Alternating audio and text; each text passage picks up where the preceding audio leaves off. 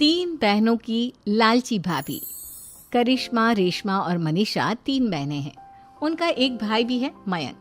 मयंक अपनी बहनों को बहुत प्यार करता है, लेकिन मयंक की पत्नी सविता इस मामले में मयंक से बिल्कुल ही अलग है। वो अपनी ननदों का जितना बुरा कर सकती है उतना बुरा करती ही रहती है और अपनी ननदों पर हुक्म भी चलाती है। करिश्मा, करिश्मा, तुमने अभी तक नाश्ता नहीं बनाया? तुम्हारे भैया को ऑफिस जाने में देर हो रही है। हाँ भाभी, बस अभी बनाती हूँ। करिश्मा, तुम ये ढीलापन छोड़ दो। कल को पराए घर जाना है। वहाँ अगर तुम इस तरह से काम करोगी तो लोग क्या कहेंगे कि माँ ने और भाभी ने कुछ सिखाया नहीं। और तुम्हारी दोनों बहनें कहाँ हैं? अब रेशमा मार्केट गई है और मनीषा सो रही है। क्या? सुबह के 8 बज रहे हैं और ये महारानी अभी भी सो रही है? ये कहते हुए सविता अपनी सास दुर्गा देवी के पास जाती है। माँ जी, देख रही हो अपनी बेटियों के तौर तरीके? क्या हुआ बहू, सुबह सुबह क्या कर दिया मेरी बेटियों ने? अरे एक तो अभी अभी उठकर किचन में गई है, दूसरी सुबह सुबह बाहर चली गई और तीसरी अभी तक सो रही है। क्या करूं मैं इन तीनों का? मैं तो परेशान हो गई हूँ। जा जाकर उठा उसे और रेशमा से मैं बात करती हूँ। सविता सीधा मनीषा के कमरे में जाती है और उससे कहती है, महारानी जल्दी उठो, सूरज सर पर आ गया है। भाभी थोड़ी देर और सोने दो ना, मैं रात को लेट सोई थी। वो क्या है ना, यूनिट टेस्ट चल रहे हैं। शराफत से उठती है या नहीं, या फिर पानी की भरी बाल्टी डालूं तेरे ऊपर? नहीं नहीं भाभी, मुझे बिस्तर में नहीं नहाना, उठती हूँ मैं। मनीषा जल्दी से उठकर बाथरूम में चली जाती है। सभी आराम से बैठकर नाश्ता कर रहे होते कि तभी रेशमा बाजार से हाथ में सामान लिए आ जाती है। रेशमा को देखते ही सविता उस पर बरस पड़ती है। लो, आ गई महारानी। ऐसा भी क्या सामान लाना था जो सुबह आंख मलते ही बाजार की तरफ रवाना हो गई? भाभी, कल आप ही तो चीख रही थी कि घर का सारा सामान मुझे ही लाना पड़ता है, घर में किसी को भी किसी काम से कोई लेना देना नहीं है। अब मैं बाजार जाकर सामान ले आई तो आपको इस बात से भी तकलीफ हो रही है? देख रही हो माँ जी, अपनी बेटी की जुबान कैंची से भी तेज चलती है। और मयंक, आप तो कुछ कहेंगे नहीं अपनी लाडली बहन को? रेशमा, अपनी भाभी से ऐसे बात नहीं करते। चलो माफी मांगो। भैया, मैं क्यों माफी मांगू? आप भाभी से बोलिए ना कि हम पर कम हुक्म चलाया करे। हम इस घर की बेटियां हैं और आपकी पत्नी की ननद है, नौकरानी नहीं। लो कर लो बात। इनकी भलाई के लिए कुछ भी बोलो तो इन्हें बुरा लग जाता है। इस घर में यही इज्जत है मेरी। देख लो माँ जी, आपकी बेटी किस लहजे में मुझसे बात कर रही है।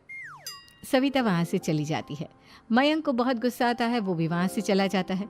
फिर करिश्मा रेशमा को समझाती है, रेशमा, तुम्हें भाभी से माफी मांग लेनी चाहिए थी ना। लेकिन दीदी, मैंने कुछ किया ही नहीं, तो मैं माफी क्यों मांगू? हाँ करिश्मा दीदी, रेशमा दीदी जैसे ही घर में आई भाभी ही उन पर चिल्ला रही थी। हाँ, मैं मानती हूँ कि गलती भाभी की थी। मैं तो इसलिए बोल रही हूँ कि भाभी ने माँ को तो पूरी तरह अपने वश में कर लिया है।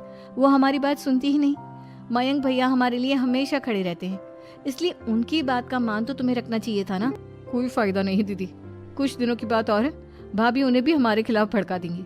फिर वो भी माँ की तरह हमारी किसी बात का विश्वास नहीं करेंगे। इसी तरह सविता अपनी तीनों ननदों को किसी न किसी बात पर परेशान करती रहती थी। एक दिन मयंक अपनी तीनों बहनों के लिए गिफ्ट लाया। करिश्मा, ये तुम्हारे लिए हार का सेट। रेशमा, तुम्हारे लिए सुंदर सी ड्रेस। और मनीषा, तुम्हें किताबें पसंद है ना, तुम्हारे लिए किताबें लाया हूँ। थैंक यू भैया। थैंक यू भैया। थैंक यू भैया। करिश्मा, तुम्हारा नेकलेस कितना सुंदर है, ये भैया कहाँ से ले आए होंगे? मैंने भैया को 3 दिन पहले फोन पर ये डिजाइन दिखाया था और आज भैया ये ले आए। सविता तो अपनी ननदों के गिफ्ट्स देखकर जल गई और करिश्मा का नेकलेस तो उसे भी बहुत पसंद आया था। अपनी बहनों के लिए कितना अच्छा नेकलेस लेकर आए हैं, मुझे कभी कोई गिफ्ट नहीं दिया। मैं आज ही ये हार चुरा लूंगी। रात में सविता करिश्मा का हार चुरा लेती है और इसी तरह उसे अपनी ननदों की जो भी चीज अच्छी लगती वो उसे मांगती नहीं, बल्कि रात के अंधेरे में चुरा लेती। इसी तरह दिन बीतते गए और सविता ने मयंक के दिल में भी उसकी बहनों के लिए नफरत पैदा कर दी। एक दिन मयंक ने करिश्मा और रेशमा के लिए रिश्ता देखा और ये बात उसने घर में सबको बताई। माँ, करिश्मा और रेशमा के लिए बहुत अच्छा रिश्ता आया है। वो लोग कल इन्हें देखने आ रहे हैं। आप और सविता मिलकर सारी तैयारी कर लेना। ये सुनकर करिश्मा और रेशमा खुश हो जाती हैं, लेकिन सविता सोचती है, अगर इन दोनों बहनों की शादी हो गई तो घर और बाहर का काम कौन करेगा? मनीषा तो एक नंबर की कामचोर है, उससे तो किसी बात की उम्मीद लगाना ही बेकार है। मुझे इस शादी को रोकना होगा। अगले दिन सभी लड़के वालों के स्वागत की तैयारी करने में लगे होते हैं। तभी मयंक अपनी बहनों से आकर कहता है, तैयार हो गई तुम दोनों? देखो दोनों लड़के बहुत अच्छे हैं, मैं कोई कसर नहीं छोड़ना चाहता, इसलिए तुम उनके सामने अच्छे से बिहेव करना और अपनी भाभी से लड़ने मत लग जाना। करिश्मा, तुम वो नेकलेस पहन लो ना जो मैं तुम्हारे लिए लाया था। भैया मैं बहुत देर से वो नेकलेस ढूंढ रही हूँ, लेकिन मुझे मिल ही नहीं रहा। क्या तुमने नेकलेस खो दिया? तुम्हें पता भी है वो कितना महंगा था? तुम कोई काम ढंग से नहीं कर सकती। मयंक गुस्से में वहां से चला जाता है। थोड़ी देर बाद लड़के वाले भी आ जाते हैं। वो दोनों बहनों को पसंद कर लेते हैं और रिश्ता पक्का हो जाता है। लेकिन सविता के दिमाग में तो कुछ और ही खिचड़ी पक रही थी। वो पंडित जी के पास करिश्मा की कुंडली लेकर जाती है और उन्हें पैसे देकर करिश्मा की कुंडली बदलवा देती है। जब लड़के वालों के पास करिश्मा की कुंडली जाती है तो वो दुर्गा को फोन करते हैं। बहन जी, हमने करिश्मा की कुंडली अपने पंडित जी को दिखाई थी। आपकी बेटी की कुंडली नहीं बल्कि दोषों का पिटारा है। देखिए, मैं और मेरे पति इन सब बातों में बहुत विश्वास करते हैं, इसलिए हम आपकी बेटी से अपने बेटे की शादी नहीं करा सकते। इस तरह करिश्मा का रिश्ता टूट जाता है और सभी घर वालों को बहुत दुख होता है। अब कविता सोचती है, चलो करिश्मा का तो रिश्ता टूट गया, अब रेशमा का भी रिश्ता तोड़ना है। क्या करूं? अब सविता आवाज बदलकर किसी अननोन नंबर से रेशमा के होने वाले ससुराल में फोन करती है। हेलो, मैं कौन हूँ कौन नहीं ये आपके लिए जानना जरूरी नहीं, बस इतना सुन लो कि रेशमा का 2 साल से किसी के साथ अफेयर चल रहा है। बस रेशमा का रिश्ता तोड़वाने के लिए सविता का इतना कहना काफी था। अब रेशमा का भी रिश्ता टूट गया।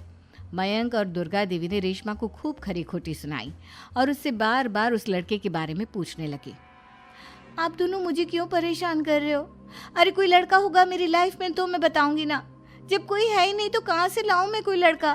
तो तेरे होने वाले ससुराल वालों को फोन किसने किया था? माँ, मैं नहीं जानती किसने फोन किया था, मैं सच कह रही हूँ। मैं तो पहले ही कह रही थी इसकी लगाम खींच कर रखो, लेकिन मेरी सुनता ही कौन है। आप चुप रहिए भाभी, ये सब आपका ही किया धरा है।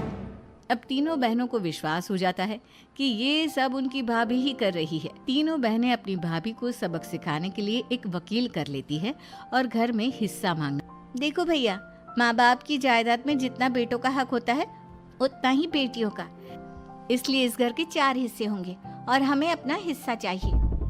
मैंने तुम्हारे लिए क्या क्या नहीं किया और तुम इस घर में हिस्सा मांग रही हो? भैया, आप और माँ हम बहनों की कोई बात नहीं सुनते हो और भाभी हमारी शादी नहीं होने देगी क्योंकि उन्हें लगता है कि आप हमारी शादी में ज्यादा पैसा लगाओगे और उन्हें हम जैसी फ्री की नौकरानी कहाँ मिलेगी। तो हम भाभी के साथ तो रह नहीं सकते, हम बहनों को अपना हिस्सा चाहिए। अरे तुम्हें शर्म आनी चाहिए अपने भाभी पर ऐसा इल्जाम लगाते हुए।